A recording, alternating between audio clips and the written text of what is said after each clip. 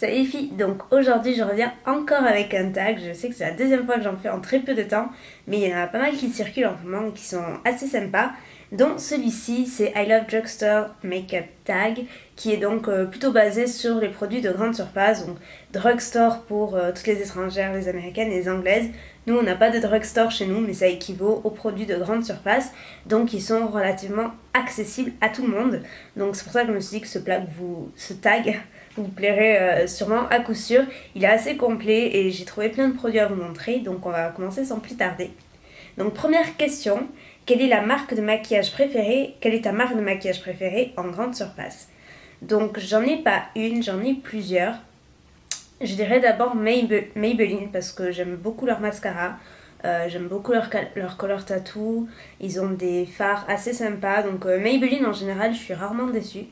J'aime beaucoup Bourjois également. Et bien évidemment, j'aime énormément Revlon. Ce sont vraiment trois marques en grande surface que j'aime beaucoup et qui me déçoivent rarement. Ensuite, deuxième question. Quels sont tes produits préférés pour le visage, les joues et les lèvres?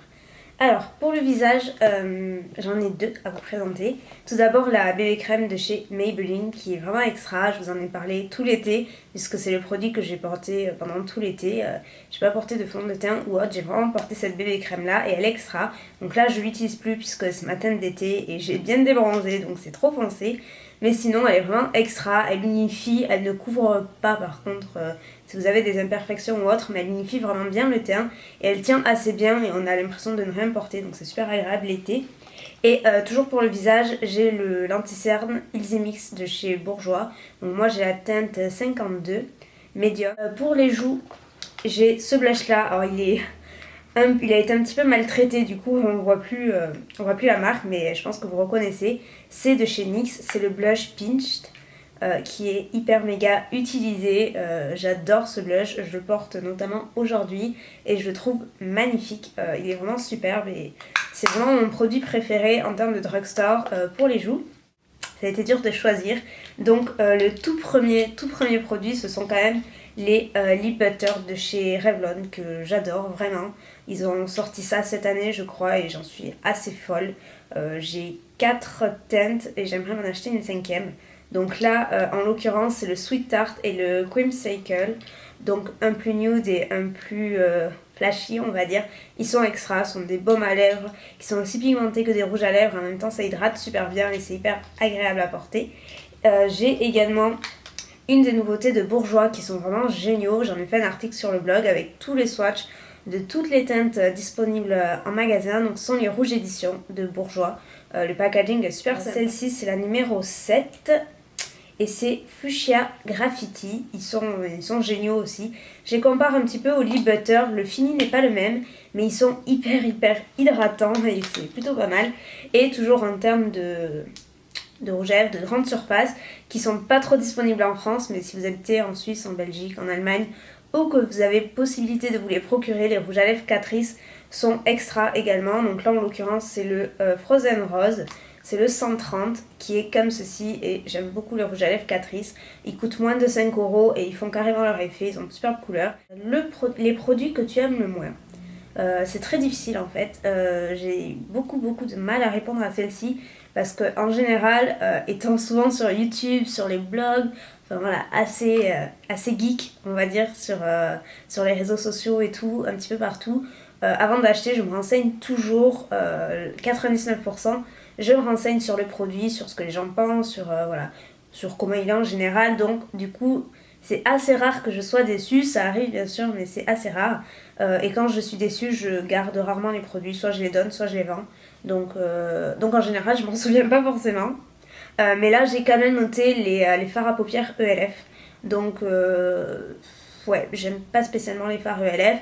Les petits, à la rigueur, les petites palettes à 1€ avec les 4 fards sont pas mal. Je crois que celles-ci vraiment sont sympas.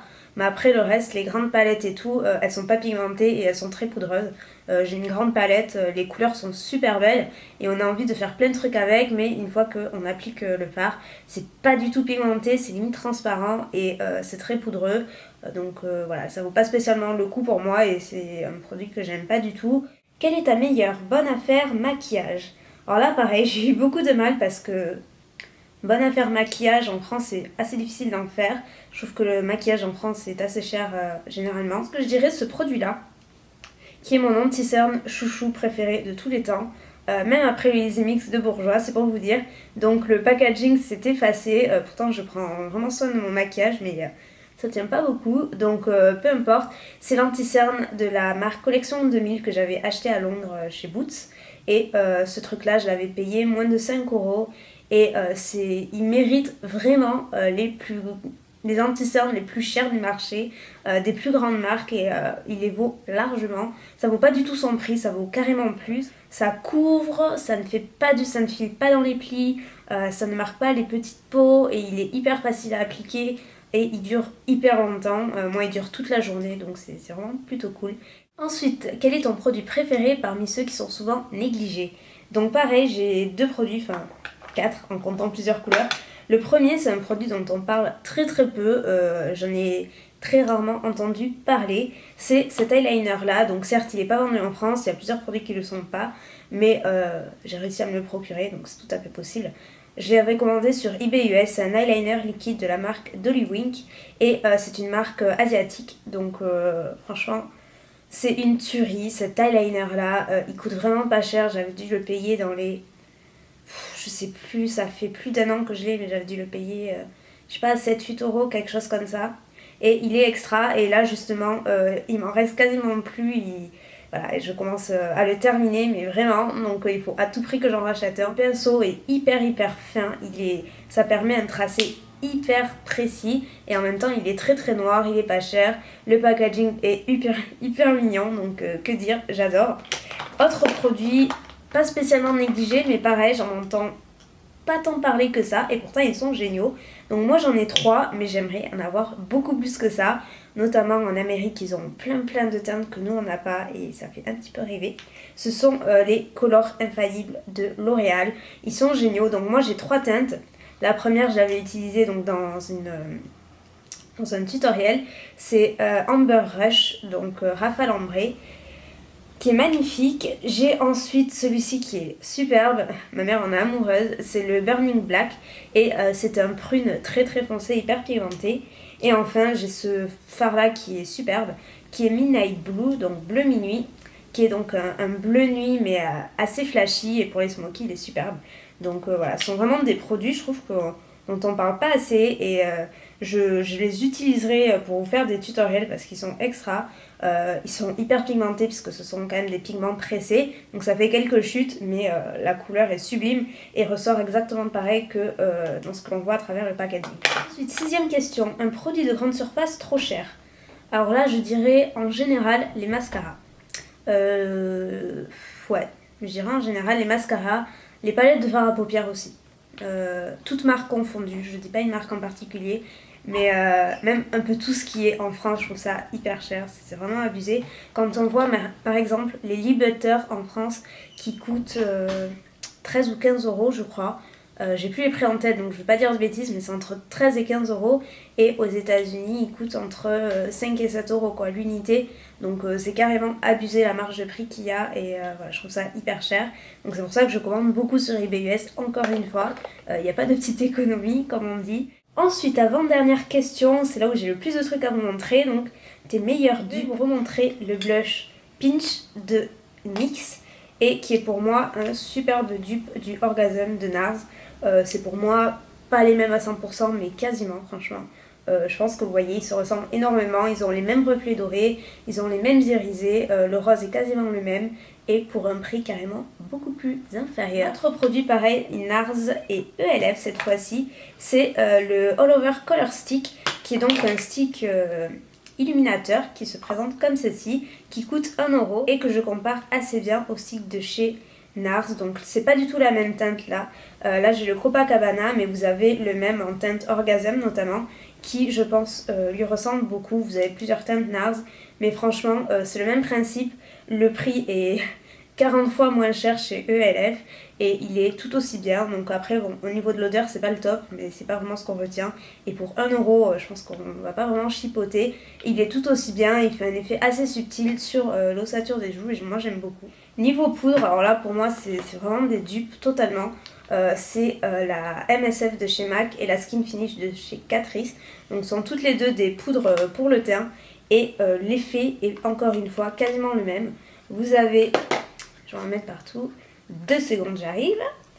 Donc vous avez celle de chez MAC, donc moi j'ai la teinte médium là, et là c'est la teinte Sun Beige, donc je crois que c'est la teinte la plus foncée. Donc seul hic chez Catrice au niveau des poudres, pareil, ils ont des teintes pas très foncées par contre. Donc voilà, on a quasiment le même rendu, c'est vraiment une poudre qui est très très fine, qui ne se voit pas, et en même temps qui matifie plutôt bien, et qui fixe aussi très très bien le maquillage, et on a quasiment le même rendu pour un prix pareil, beaucoup moins cher. Une petite palette Maybelline qui arrive. Je vais me débarrasser, j'en ai partout. Donc c'est cette petite palette là que j'adore, qui n'existe pas en France. Enfin, apparemment elle était disponible dans certains endroits en France, mais pas partout. Donc c'est la palette Olive Martini de chez Maybelline et qui est extra. Notamment, j'adore ces 2 couleurs. Je vous avais fait un tutoriel avec cette palette et vous avez été assez nombreuses à aimer, donc ça me fait très plaisir. Et il y a ces 2 fards là qui sont pour moi des dupes de fards MAC.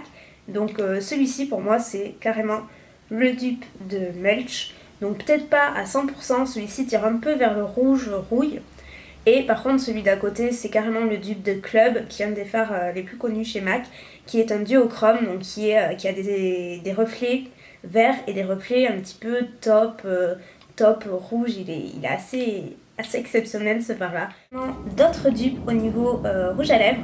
Donc le premier c'est le Ruby Woo de MAC, qui est pour moi quasiment identique au Stiletto de Barry M. Ce sont tous les deux des vernis, des rouges à lèvres mat, donc qui est un fini totalement mat, et ce sont des rouges, le rouge assez fatal mais qui fait classe en toutes circonstances.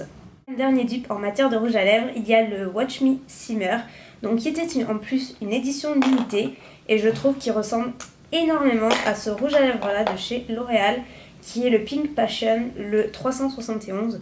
Vous voyez qu'il y a une très légère différence. Ils sont vraiment hyper identiques et les deux sont très beaux. Dernière question, quel produit ne vaut pas, selon toi, le tapage médiatique? Donc là, je dirais 2 produits. Donc un produit, je sais plus si c'est L'Oréal ou je n'ai. Il y en a un, je suis sûre, c'est un produit L'Oréal. C'était la bébé crème Nude Magique, je crois, que j'avais dans une jolie box et que j'avais détesté. Mais vraiment détesté. Pour moi, c'était comme si on n'avait rien mis sur le visage et ça m'avait donné des boutons. Et ensuite, je dirais que c'est un fond de teint, mais je me rappelle plus exactement du nom. Je sais plus si c'était un Maybelline ou si c'était L'Oréal. C'est pas grave, c'est un message. Je crois que c'était Maybelline, mais je suis vraiment plus sûre. Et en fait, c'était un fond de teint en pompe, mais une fois qu'on appuyait c'était de la mousse en fait, c'était assez aérien, donc je retrouverai sûrement le nom et je vous le mettrai, mais pareil, c'était vraiment un produit total flop, mais vraiment archi flop, et quand on le mettait c'est comme si on n'avait rien et ça ne cachait absolument rien, et voilà, il valait mieux ne rien mettre, et en plus les teintes ne correspondaient pas du tout, enfin c'était vraiment un total flop cosmétique. Après, c'est pas des produits qui ont fait un tapage médiatique énorme, donc c'est pour ça que je sais pas trop quoi répondre, parce qu'en général, comme je vous dis, je me renseigne vraiment pas mal avant d'acheter, et du coup ça évite un petit peu les mauvaises surprises. Donc voilà, le tag est terminé. Écoutez, j'espère qu'il vous aura plu autant que moi. J'ai essayé de me débrouiller pour trouver un maximum de produits à vous montrer, et finalement j'ai trouvé plein de trucs, donc je suis assez contente de moi. Donc voilà, je tag toutes celles qui vont me faire, j'espère que ce tag va tourner parce qu'il est extra. Je vous mettrai les personnes que je décide de taguer dans la barre d'infos. Voilà, si ça vous dit de le faire, n'hésitez pas, je serai ravie de pouvoir regarder vos vidéos. Si vous l'avez fait, n'hésitez pas à le poster en commentaire vidéo. Décidément, ça n'arrête pas aujourd'hui. Écoutez, je vous fais plein de bisous et je vous dis à très vite. Bye.